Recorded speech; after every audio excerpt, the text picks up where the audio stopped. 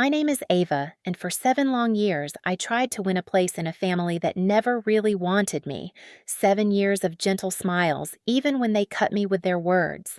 7 years of swallowing every insult like it was medicine I had no choice but to take. 7 years of pretending I didn't hear my mother-in-law whisper, "She's not good enough for us." But last Sunday, everything inside me finally reached its limit. My mother-in-law, Margaret, had planned a huge family party. She had been preparing for weeks, polishing silver trays, hanging decorations, calling every person she knew so she could show them how perfect her world was. "This has to be the most elegant party of the year," she kept saying loudly, just in case I didn't understand how important her reputation was. I arrived early that morning to help, even though she didn't ask, even though she never asked. The moment I stepped inside, I felt the familiar heaviness settle on my shoulders, the way the house always did to me. It was beautifully decorated, warm lights wrapped along the staircase, fresh white flowers arranged on every table, soft music playing from hidden speakers. Everything looked calm, but inside the kitchen, everything felt like a storm waiting to happen. I spent the entire morning cooking, dish after dish, because Margaret wanted nothing less than perfection. I could feel the heat from the stove on my skin, smell the mix of fresh herbs, baked bread, and spices filling the room, the clinking of pans, the soft sizzle of butter, the chopping of vegetables. It was the only sound that kept me sane. But even with all this work, I kept feeling her eyes on me, the way she watched every move I made, like she was waiting for me to fail, like she wanted a reason to hate me more. By afternoon, sweat clung to my forehead, my hands were numb, and my back ached. Yet I kept going, because I told myself, maybe today she'll finally see that I'm trying, that I'm not her enemy, that I could be part of this family. When the last dish was ready, a large tray of roasted chicken with herbs and lemon slices, I felt a small, quiet pride. It looked perfect, and for a moment I thought maybe she would smile, maybe she would thank me. But the moment I turned around, everything shattered. Margaret walked into the kitchen, heels clicking sharply against the tiles.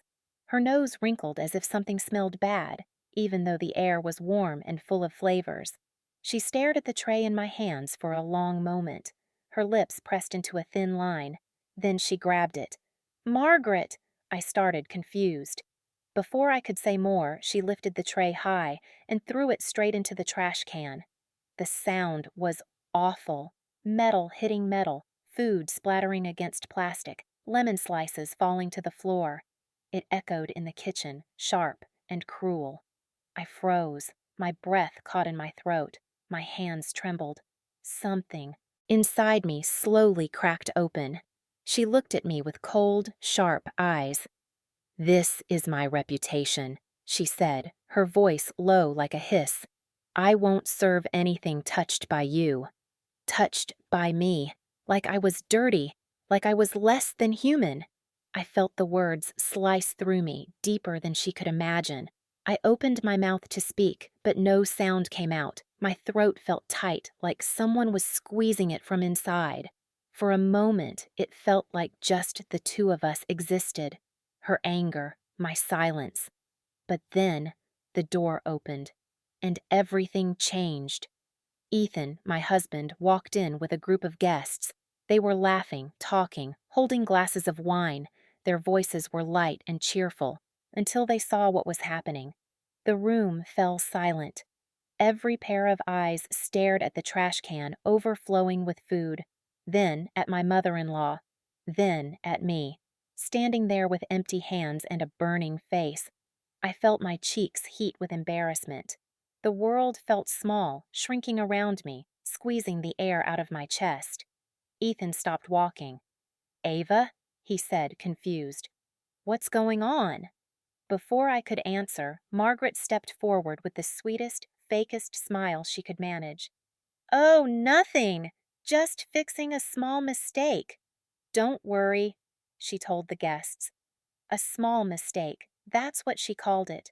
The humiliation, the cruelty, the years of disrespect. But something else happened then. A figure stepped into the doorway behind the guests. A man. A stranger. He wasn't smiling. He wasn't dressed for a party. He didn't belong, but he looked like he was exactly where he needed to be. In his hands, he held a thick envelope, sealed, old and slightly worn, like it had been waiting a long time for this moment. The guests moved aside as he walked deeper into the room. His eyes found mine almost instantly. He nodded once, a quiet signal, a reminder, a promise. My heart began to pound, because I knew exactly what was inside that envelope.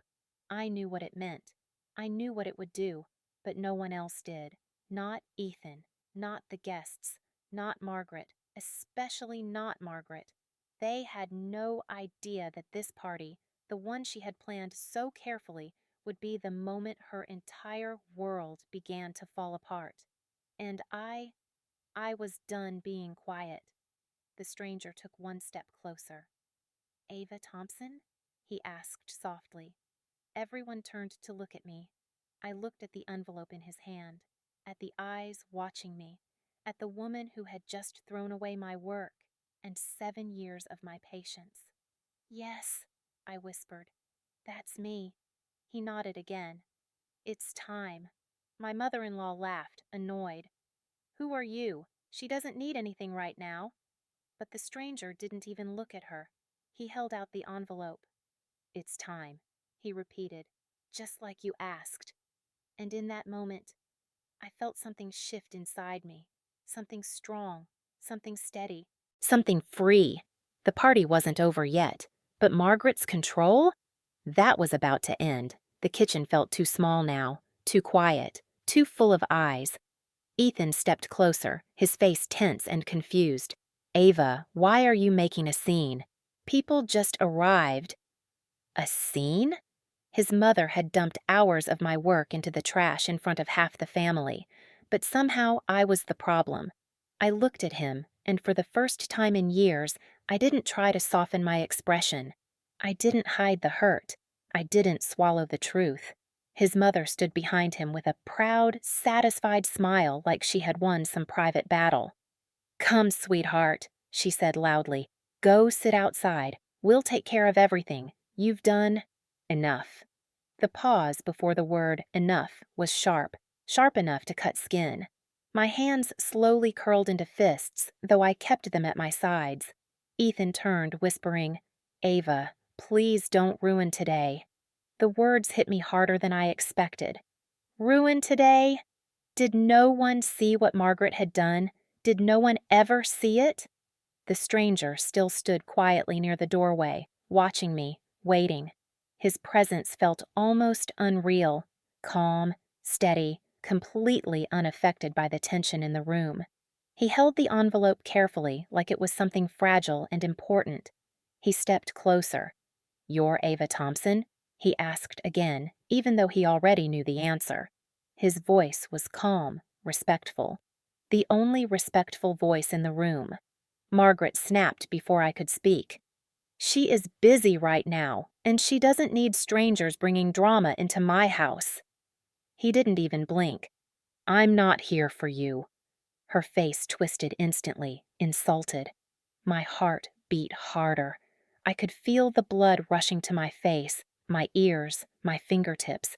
I felt the kind of fear that comes before a truth you can't undo. The kind of truth that changes everything. The stranger extended the envelope toward me. "It's time," he said softly. "You told me to give this to you when the truth became unbearable." The truth. Unbearable. He was right. It had been unbearable for years. Ethan frowned, now clearly worried. "Ava, what is this about?" I swallowed slowly, forcing my voice to stay steady.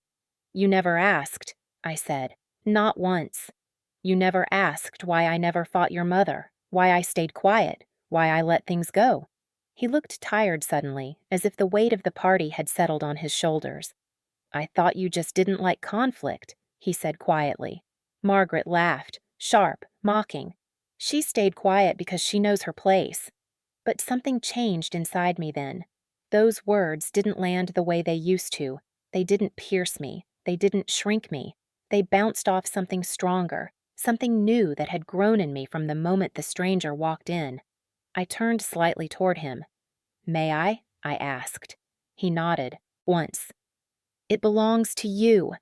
The envelope felt heavy in my hands, not from weight, but from memory, from 7 years of silence, from the promise it carried. My fingers shook as I slid it open. Ethan reached for me. "Ava." But I stepped back. The paper inside was thick, official. I didn't even unfold it yet. I didn't need to. I already knew what it contained. And so did the stranger. Margaret stepped forward, her voice rising. "Someone tell me what's happening. Right now." The guests whispered among themselves. Some looked uncomfortable, others curious. A few simply watched with wide eyes, waiting for the drama to unfold. I finally looked at Ethan. "I stayed quiet," I said slowly, "because I hoped this family would choose love over pride. I hoped they would see me, respect me, accept me." His expression softened, guilt creeping in. "But," I continued, "every year, every insult, every moment I was told to sit down, stay out of the way, stay silent." It all added up. The stranger stepped beside me, speaking gently. 7 years ago, someone made arrangements for her protection, someone who cared deeply. Ethan blinked. "Who?" My breath caught. The name tasted bittersweet. "Your father," I whispered. The room fell silent, dead silent. Even Margaret's face drained of color. "He trusted me," I continued softly. "More than your mother ever trusted anyone. He said, 'If they ever hurt you, Ava, don't let them hurt you twice.'" The stranger nodded in confirmation. These were his final wishes. I held the envelope against my chest. Ethan took a small step closer. "Why didn't you tell me? Why keep this a secret?" I looked at him, the man I loved, the man I wanted to build a life with, and the truth hurt more than anything Margaret ever said. "Because," I said, "I wanted your love to be real, not forced, not shaped by money or property or fear. Just real." Tears formed in Ethan's eyes. Margaret shook her head, trembling now. "This is nonsense," she snapped. "He would never choose her over his own family." But the stranger reached out and unfolded the documents. "It's all here," he said. His signature, his statements, his reasons. The guests watched in stunned silence. Margaret's lips trembled. "What reasons?" I looked right at her. "You." Her knees weakened. She grabbed the edge of the counter to stay standing. Every lie, every insult, every cruel smile, it all circled back to this moment. And something in me, something broken and bruised for years, finally stood up straight. I breathed in slowly. "It's time," I said. And the room knew.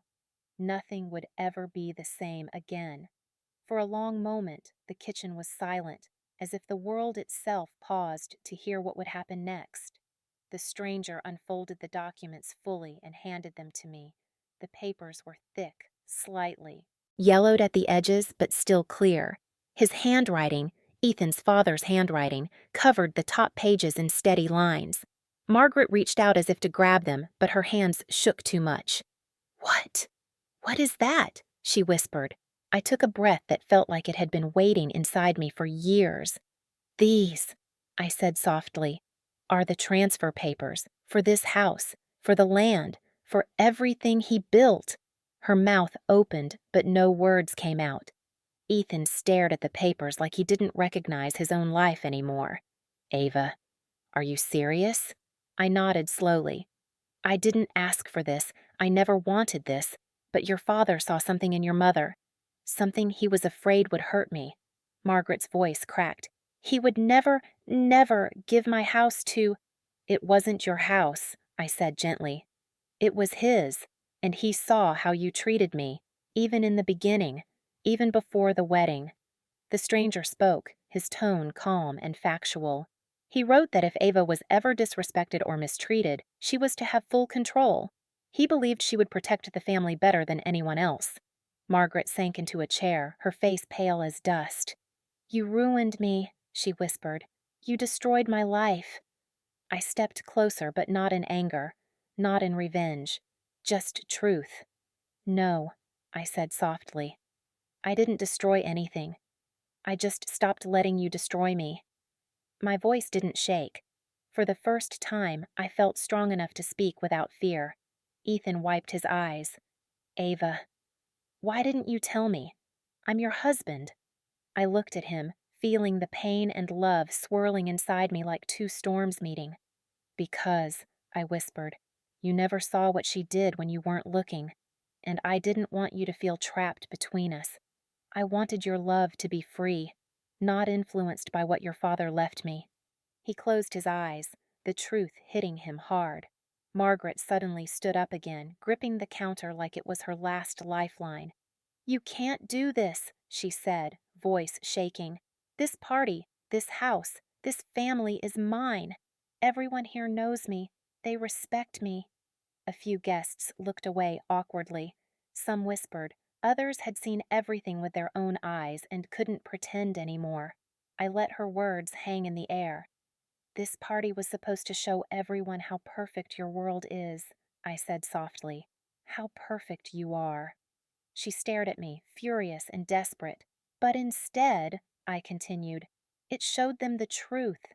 She blinked rapidly, fighting tears she refused to let fall. Ethan finally spoke, his voice broken. Mom, I didn't know it was this bad. She turned to him, angry. Don't take her side. She's been waiting to tear this family apart. I shook my head. No, I was waiting for someone to treat me like family. The stranger stepped back, giving us space. His job was done. Margaret pointed at me with a trembling finger. What happens now? You kick us out? You take everything? Is that what you want? Her voice was bitter, terrified, small. No, I said. I don't want revenge. I want peace. I want respect. And if I can't have that here, then I have to leave. Ethan stiffened. Ava, wait. I turned to him gently. Ethan, I love you, but love cannot live where there is humiliation. He swallowed hard, tears falling now. Ava, I'll fix this. I'll talk to her. I'll make it right. I shook my head softly. You've had 7 years to make it right. Those words hit him like a blow. Margaret grabbed his arm. Don't let her walk out. If she leaves, she will take everything with her. I didn't flinch. I didn't raise my voice. I won't take anything, I said softly. Not the house, not the land, not the money. I just want my freedom. Everyone stared at me, shocked, confused, unable to believe it. Margaret whispered, If you walk out, people will talk. I smiled sadly. They always talked, I said. You just never cared when the words were about me.